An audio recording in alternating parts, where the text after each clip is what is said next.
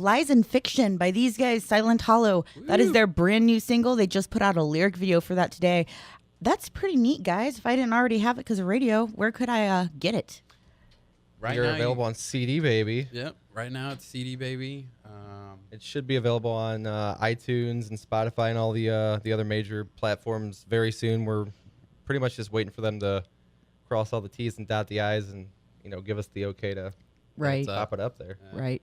That's always the issue. Yeah. So Always at the mercy of something or somebody. Oh yeah, it is a business, and that's the thing. People gotta.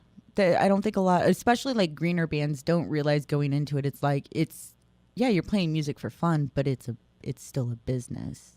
So you have to run it that way. And yes, unfortunately, that's the part we're not good at is the business side. We just like to play. And well, you're learning, right? Obviously, trial by fire. Kind of, yeah. I mean, everybody does, and there's always one person in every band that seems to be good at that. So once you find out who that person is, and that person starts figuring out what to do, that seems like the ball will start rolling. Then they just dump everything on that person, though, right? Isn't that what they think they do? Or? I mean, I wouldn't know, but I think I just figured out who that person in your band was. That's not me. But anyway, so speaking of, you said you guys you're getting out on the road a little more, out of town shows. So what's that about? Where are you playing, or where have you played? Besides for Rockfest, was not in St. Louis, I guess. True. Technically. It was a bit of a trip for us. It was only about 2 hours, but it was a nice, fun weekend for us. More of a relaxing, fun weekend than actually like a road trip work thing. But this summer we went to Jackson, Tennessee. Then in beginning of October we went to Quincy, Illinois. Nice. Had a lot of fun with both of those shows. So you're doing a lot of like one-off kind of weekend warrior type dates more than just a flat-out tour. Yeah. That's good. Yeah. We're not quite to a point where we can quit our day jobs and just go do it, but trying to do the weekend warrior thing. We love playing in St. Louis. We love playing pops and all over St. Louis, but we were trying to get some of this new stuff out and reach a broader demographic. So, the out of town shows are just the next step. Absolutely. Yeah. Plus, there's only so many times a month you can tell your friends and family we're going to play and actually have them come out without. That's absolutely true. If you're able to do that multiple times a month, I applaud you, because a lot of bands aren't and shouldn't actually, in my opinion. Definitely, Not that I know anything, but maybe space it out once every 2 or 3 months is smart if possible, depending on who you are and your following. But I mean, it sounds like a lot of exciting things are happening, and you guys have been a band for a while, so it must feel good that things are coming together, right? Or starting to. Hopefully, knock on the wood and stuff. Wood is, I don't know. Yeah. I don't think so. But it's cool. So, and it's exciting because we mentioned Scott's a little newer to the band, and our bass player Matt's a little newer to the band. So just kind of getting acclimated to new members and meshing styles and writing styles and how everything works, and we're just trying to figure all that out. I think at the end of the year 2017. Even recording with Matt, we're all kind of just sitting back going, okay, this is cool.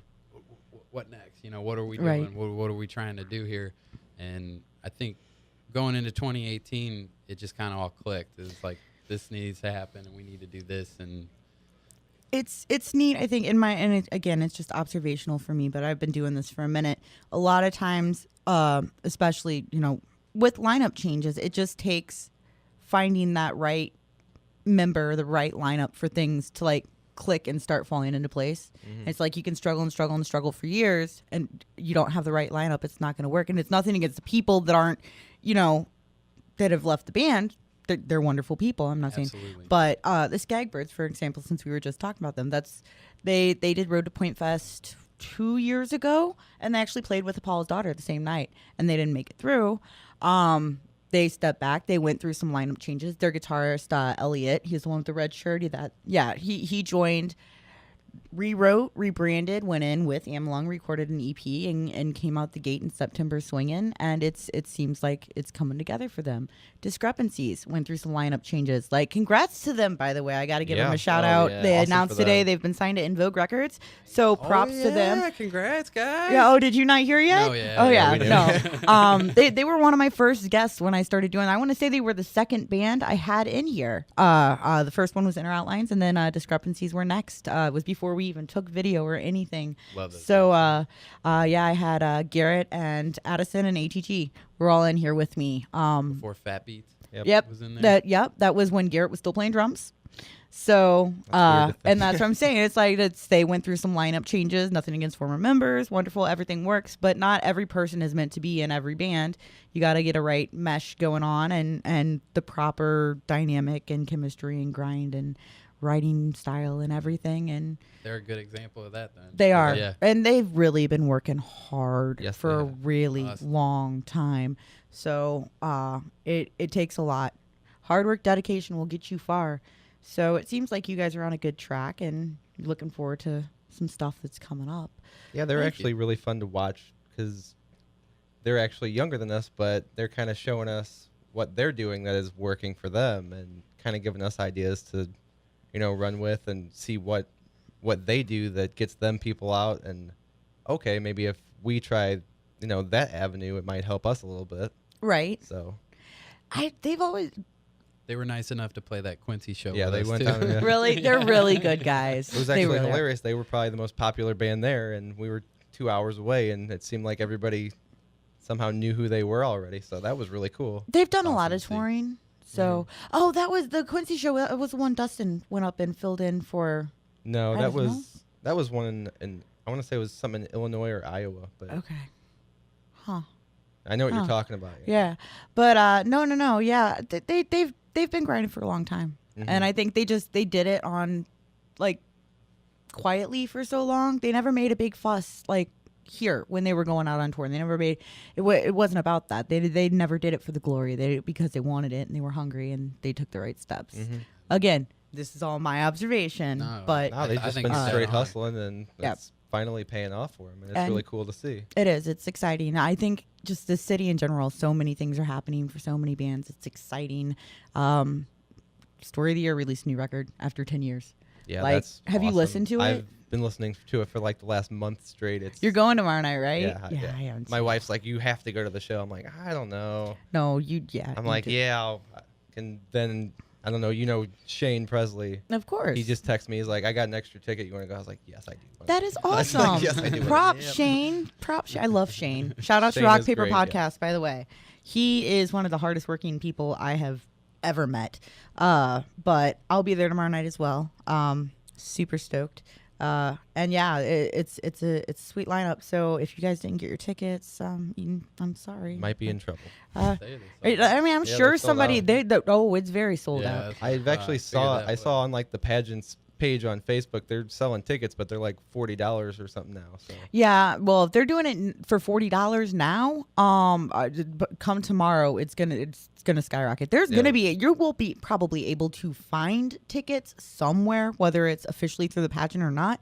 But I would imagine they're going to be outrageously priced ones. yes, And I think it's illegal to buy those outrageously priced tickets as much as it is to sell them. I'm not condoning that on the air at all. I think they changed the laws. I think you can scalp tickets in this state, actually. Really? Yeah. Interesting.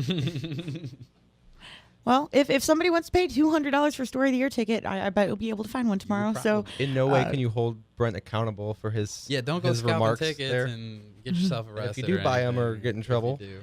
I mean, I got in trouble for handing out flyers for a non-pageant show on pageant property once. What? Really? Yeah, they kicked me off because I was hand flyering for a show that wasn't actually there. So I think Garrett said something about that when they were selling discrepancy merch at the last Story of the Oh Year yeah, show Delmar too. Hall. Yeah. And they until they got kicked out or something. They must really not like that. I I'm guess sure they they want don't people want to you to come to promote- their shows. Yeah. Yeah. I mean, unlike the rest of us in St. Louis that do like to promote each other and lift each other up and collaborate and unite and stuff. That's what it's about. It is. It is. It's nice to see that's a thing that's happening now, because it wasn't for a while. But yeah, coming back to Story of the Year tomorrow night, that's gonna be awesome. I hope you guys can all come or are all coming. Say hey, and I don't know. If you see us Say there, hi, Zach. I'll be there with tickets for Road to Point Fest. Yes. And Yes. I would love to sell them to you. It's all coming together. There you go. Right back around to you. There you go. So we have to take another break, and I'm gonna go ahead and play another song. This one is by you. It's called Element. It's off your former EP, correct? Yes. Correct. So, Section and Lost. where can well, actually, we'll talk about where people can get that when we come back. So right now, this is Element by Silent Hollow.